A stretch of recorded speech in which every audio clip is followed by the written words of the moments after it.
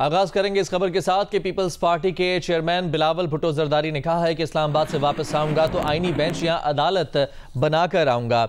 Bench का नाम दें या कोई और नाम दें, आईनी अदालत बनाना पड़ेगी। ये शहीद बीबी का मिशन है। उन्होंने कहा कि हैदराबाद में सानहा 18 अक्टूबर के शोहदा की बरसी है। इससे खिताब करते हुए बिलावल ने कहा कि आईनी अदालत बनाने के लिए पीपल्स पार्टी का ड्राफ्ट खुद कौमी असम्बली में पेश करूंगा। अगर इत्तफाकी राय ना हो सका तो नून लीग के साथ मिलकर कानून साजी की कोशिश करेंगे। पीटीआई की कैदी से मुलाकात का बंदोबस्त कर दिया था, पता नहीं कि वो गए या नहीं। बिलावल भुट्टो ने कहा कि हम 2 महीने से पीटीआई और दीगर जमातों का इंतजार कर रहे हैं। सियासी जमातों का मजीद इंतजार नहीं कर सकते। अपोजिशन जमातों को कायल करने की आखिरी कोशिश करूंगा। अगर अपोजिशन मेरे लिए दरवाजे बंद कर देगी तो मजबूरन उस रास्ते पर चलना पड़ेगा जो मुतनाज़े और नापसंदीदा है। आपको हमारा मुतालबा मानना पड़ेगा और बराबरी का अदालत बनाना पड़ेगा। आप नाम जो भी दे, आपने बेंच का नाम देना है, आपने अदालत का नाम देना है, नाम आप रखें, मुतालबा हमारा पूरा करें। सियासी जमातों के लिए एक इम्तिहान है। इन्होंने कहा कि जस्टिस फाइज ईसा नहीं होगा तो जस्टिस फाइज ईसा भी नहीं रहेगा। हम सबका कोशिश ये होना चाहिए कि हम पार्लियामान की इज्जत में इजाफा करें। ये तमाम सियासी जमातों के लिए एक आखिरी मौका है। होश की नाखुन ले। मैं जब इस्लामाबाद से वापस आता हूं तो आईनी बेंच और सूबाई बेंच बना के वापस आऊंगा। मैं चाहता हूं कि ये काम हम ऑपोजिशन के साथ मिलके करें। अगर मेरा ये कोशिश नाकाम रहता है, मुझे मजबूरन मुस्लिम लीग नवाज और उनके एक्स्ट्रा मेंबर्स के साथ मिलके ब्रूट अक्सरियत पे कानून साजी, आइन साजी करना पड़ूंगा। ये बेंच जिस पे तमाम सियासी जमातों ने मान चुका है वो भी मुतनाज़ा होगा। अब हम मजीद इंतजार नहीं कर सकते, मजीद कॉम्प्रोमाइज नहीं कर सकते। हम जब अगली बार 27 दिसंबर पे गरी खुदा बख्श पे जमा होते हैं तो इंशाअल्लाह ताला वफाकी अदालत में जो इस वक्त 1 यूनिट कायम है वो भी 1 यूनिट खत्म हो जाएगा।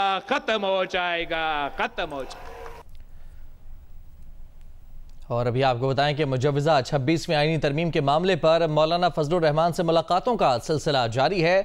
Chairman peoples party Bilawal Bhutto भी मौलाना फजलुर रहमान से आज फिर मुलाकात करेंगे। ज़राए के मुताबिक बिलावल भुट्टो की मौलाना फजलुर रहमान से मुलाकात आज रात 1 बजे होगी। आईनी तरमीम से मुतालिक ये बिलावल की मौलाना से आखिरी मुलाकात हो सकती है।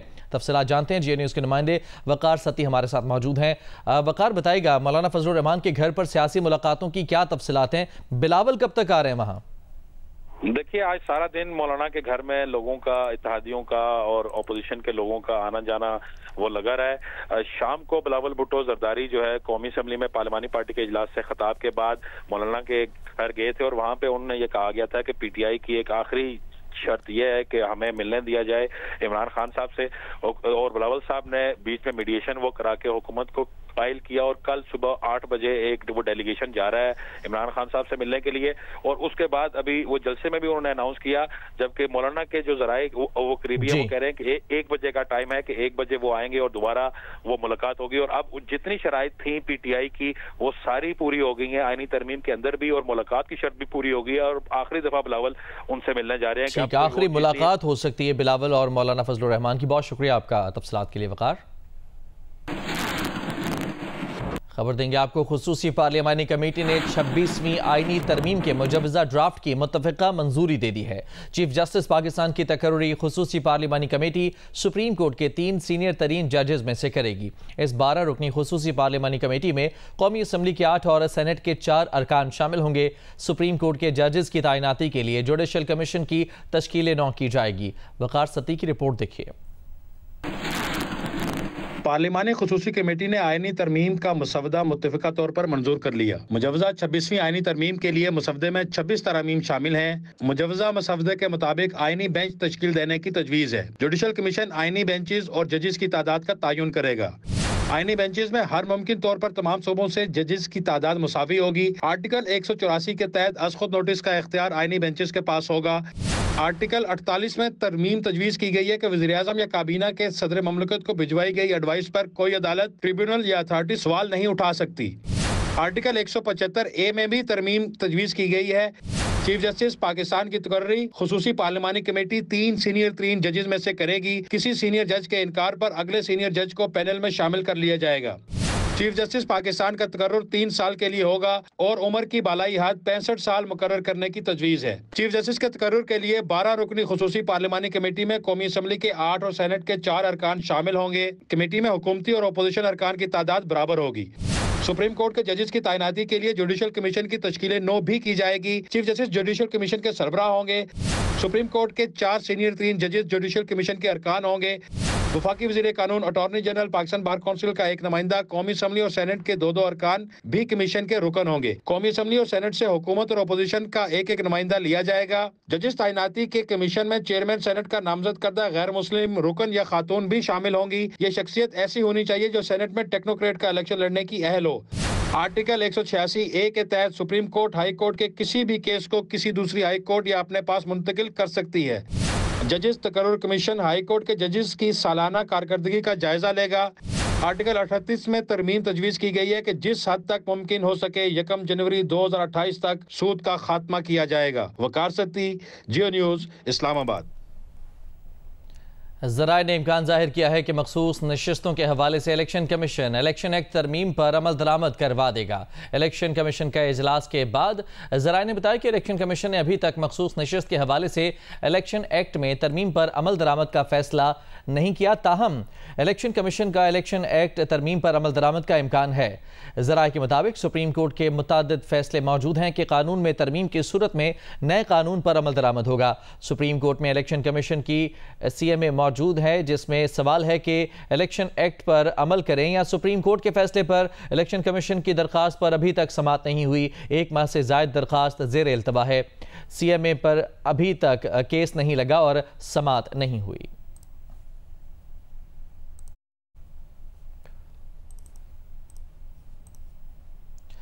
इलेक्शन कमीशन मजीद वजाहत तलब के बगैर मखसूस नशिस्तों से मुताल्लिक़ अदालत के हुक्मनामे पर अमल दरामद कराने का पाबंद है। सुप्रीम कोर्ट ने मखसूस नशिस्तें PTI को देने से मुताल्लिक़ दूसरा वजाहती हुक्मनामा जारी कर दिया है। अक्सरियती 8 जजेस ने करार दिया है कि इलेक्शन एक्ट में तरमीम से अदालत का हुक्मनामा गैर मौसर नहीं होता। सुप्रीम कोर्ट ने करार दिया है कि अदालत तफसीली फैसला आने से पहले भी एक वजाहत जारी कर चुकी है। वजाहत के लिए रजू करने का हक इसलिए दिया गया था कि मुख्तसर हुक्मनामे पर अमल दरामद में कोई परेशानी ना हो। अब तफसीली फैसला जारी हो चुका है, इसलिए अब किसी मजीद वजाहत की ज़रूरत नहीं। तफसीली फैसले में तमाम तर कानूनी और आईनी नुकात का अहाता कर दिया गया है। अदालत ने करार दिया कि इलेक्शन कमीशन और PTI ने मजीद वजाहत के लिए दरखास्तें दायर की थी, इसलिए अब इतनी हद तक वजाहत कर रहे हैं कि इलेक्शन एक्ट में तरमीम से अदालत का हुक्मनामा गैर मौसर नहीं होता। रजिस्ट्रार ऑफिस इस वजाहती हुक्मनामे की कॉपी इलेक्शन कमीशन और PTI को भेजे।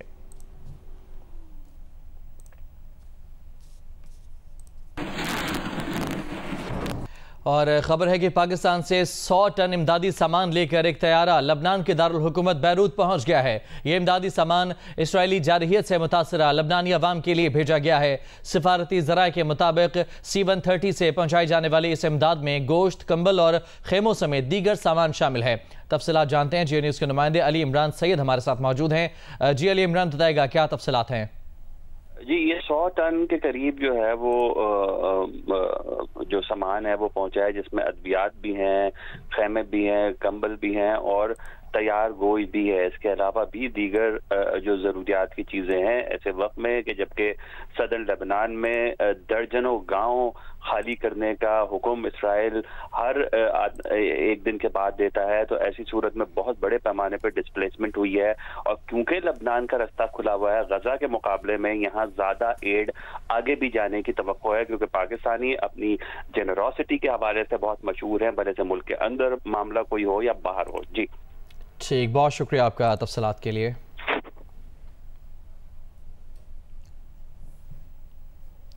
आगे बढ़ते हैं। लाहौर के निजी कॉलेज में तालिबा से मुबैना ज्यादती की तहकीकात के लिए कायम खुसूसी कमेटी ने वजीर आला पंजाब को रिपोर्ट पेश कर दी है। रिपोर्ट के मुताबिक कमेटी को कॉलेज में लड़की से ज्यादती का कोई सबूत नहीं मिला। रईस अंसारी रिपोर्ट करेंगे। वज़ीर आला पंजाब की कायम करदा कमेटी ने चीफ सेक्रेटरी पंजाब की सरबराही में काम किया। कमेटी की रिपोर्ट में बताया गया है कि कमेटी को कॉलेज में लड़की से ज्यादती का कोई सबूत नहीं मिला। 28 तलबा और तालबात के इंटरव्यू किए गए, मुबैना ज्यादती का कोई ऐनी शाहिद नहीं मिला। तलबा और तालबात ने इधर उधर से बातें सुनने के बारे में बताया। रिपोर्ट के मुताबिक कॉलेज इंतजामिया मामले से निपटने में नाकाम रही। प्रिंसिपल का बच्चों पर कोई कंट्रोल नहीं था। ICU में रहने वाली लड़की से भी तफसीली बात की गई। 2 अक्टूबर को जख्मी होने वाली लड़की को गर्दन में पीछे की जानिब चोट आई थी। जिस दिन का वाकया बताया जा रहा है उस रोज वो तालबा अस्पताल में दाखिल थी। मामले को सोशल मीडिया पर उछाला गया। हर पोस्ट सुनी सुनाई बातों और अफवाहों पर मबनी थी। पुलिस ने कॉलेज के बेसमेंट का मुआयना भी किया, CCTV फुटेज और दीगर रिकॉर्डिंग भी देखी और तहवील में ली। मुबैना तौर पर मुतासर तालबा ने 2 अक्टूबर से कॉलेज अटेंड नहीं किया था। कॉलेज में उसकी छुट्टी की दरख्वास्त भी मौजूद थी। मनगढ़ंत स्टोरी के लिए मखसूस तालबा का वीडियो पैगाम बार बार इस्तेमाल किया गया। इस तालबा ने कमेटी को बताया कि वो कैंपस 10 की तालबा नहीं, एक एंकर पर्सन और फैकल्टी मेंबर ने उसे ऐसा इंटरव्यू देने पर उकसाया था। बेबुनियाद खबर फैलाने का मकसद अमन अमान की सूरत हाल खराब करना था। रिपोर्ट में सिफारिश की गई है कि cyber crime scrutiny department Punjab में भी बनाया जाए। हंगामाराई और गलत अफवाहें फैलाने वालों के ट्रायल खुसूसी अदालत में करने की सिफारिश भी की गई है। रईस अंसारी, जियो न्यूज़, लाहौर। लाहौर में तालिबा से ज्यादती की बेबुनियाद खबर पर एहतजाज करने वाले तलबा और शरपसंदों के खिलाफ एक और मुकदमा दर्ज कर लिया गया है। मुकदमा थाना सांदा में 50 से 60 तलबा और शरपसंद अनासर के खिलाफ दर्ज किया गया है।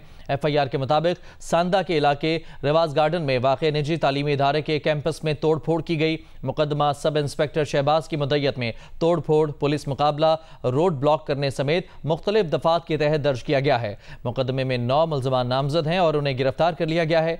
गिरफ्तार होने वालों में ताबिश, इब्राहिम, अब्दुल्ला, फैजान वगैरह शामिल हैं। कराची से खबर देंगे आपको, जहां के इलाके सदर रीगल चौक पर मजहबी जमात के मुजाहिरे के दौरान सूरत हाल कशीदा हो गई। मुजाहिरीन की जानिब से पुलिस पर पथराव के अलावा जलाओ घेराव भी किया गया। 2 SHO समेत 10 पुलिस एहलकार जख्मी भी हुए। पुलिस हुकाम के मुताबिक रीगल चौक पर मजहबी जमात के कारकुनान जमा हुए तो उन्हें मुंतशिर करने के लिए पहले मुज़ाकरात किए गए, लेकिन मुजाहिरीन मुंतशिर न हुए। इस दौरान मुजाहिरीन बड़ी तादाद में जमा हुए। मुजाहिरे के दौरान नामालूम अफराद ने सड़क पर रुकावटें खड़ी की, टायरों को आग लगाई और मुकम्मल तौर पर रीगल चौक पर काबिज हो गए। इस दौरान वक्फे वक्त से पुलिस की जानिब से आंसू गैस की शेलिंग भी जारी रही, जिससे न सिर्फ मुजाहिरीन बल्कि दुकानदार और आम शहरी भी मुतासिर हुए। रीगल चौक के खिलाफ मुजाहिरीन ने जगह जगह आग लगा दी। एक एहलकार को तशद्दुद का निशाना भी बनाया गया, जिस पर पुलिस ने हिकमत अमली के तहत मुख्तलिफ सड़कों से पेशकदमी करते हुए एक साथ आंसू गैस की शेलिंग की और हवाई फायरिंग की, जिसके बाद मुजाहिरीन मुंतशिर हो गए और रीगल चौक को ट्रैफिक के लिए खोल दिया गया।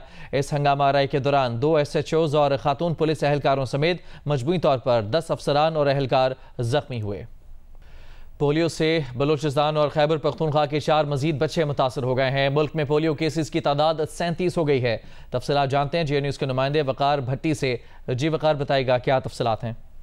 जी देखें, मुल्क में पोलियो से जो है वो 4 मजीद बच्चे जो है ना मुतासर होकर माजूर हो गए हैं, जिसके बाद मुल्क में इस साल पोलियो से मुतासर होने वाले बच्चों की तादाद 37 हो गई है। मुल्क भर में जो है पोलियो के कतरे पिलाने के खिलाफ रिफ्यूजल जो है वो बढ़ते जा रहे हैं, जिसके नतीजे में जो है वालिदैन अपने बच्चों को पोलियो के कतरे नहीं पिला रहे और उसके नतीजे में जो है वो ये पोलियो के केसेस बढ़ते जा रहे हैं। हुकाम ने हमें बताया कि लकीर मरवत में, खैबर पख्तूनख्वा में 30 महीने की बच्ची, पशीन में एक 18 महीने की बच्ची, चमन में 9 महीने का बच्चा और नौशकी में 5 साल का लड़का जो है पोलियो से मुतासर हुए। अब तक बलूचिस्तान में पोलियो से माजूर होने वाले बच्चों की तादाद 20 हो गई है। सिंध में अब तक 10 बच्चे पोलियो से मुतासर हैं, जबकि खैबर पख्तूनख्वा में 5 और पंजाब और इस्लामाबाद में एक बच्चा पोलियो से मुतासर है। जी बहुत शुक्रिया आपका तफसीलात के लिए वकार।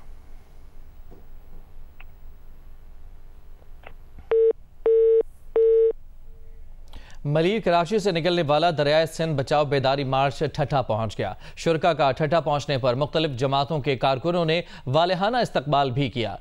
कौमी अवामी तहरीक के सरबराह अयाज लतीफ़ फलेजो ने शुरका से खिताब करते हुए कहा कि सिंध के पानी, ज़मीनों, जज़ायर और वसाइल पर कब्जा बर्दाश्त नहीं करेंगे।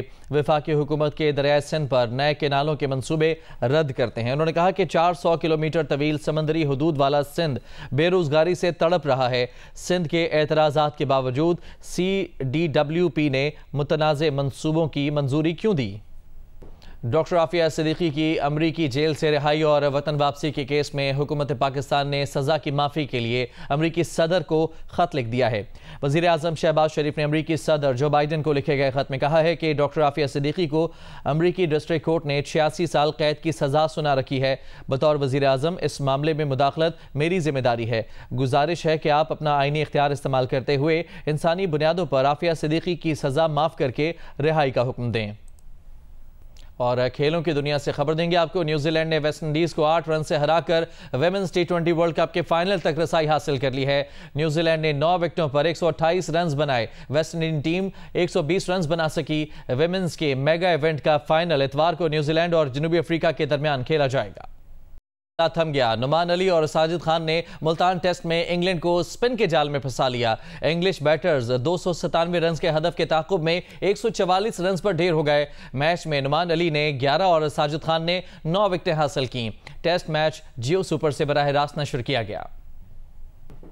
मुल्तान टेस्ट में इंग्लैंड के खिलाफ जीत के बाद पाकिस्तान क्रिकेट टीम के कप्तान शान मसूद और दीगर खिलाड़ी स्टेडियम में तमाशाइयों के इनक्लोजर की जानिब गए और उनको ऑटोग्राफ दिए। टीम होटल पहुंचने पर वहां कामयाबी का केक भी काटा गया और खिलाड़ियों ने मद्दाहों के साथ तस्वीर बनवाई और ऑटोग्राफ भी दिए।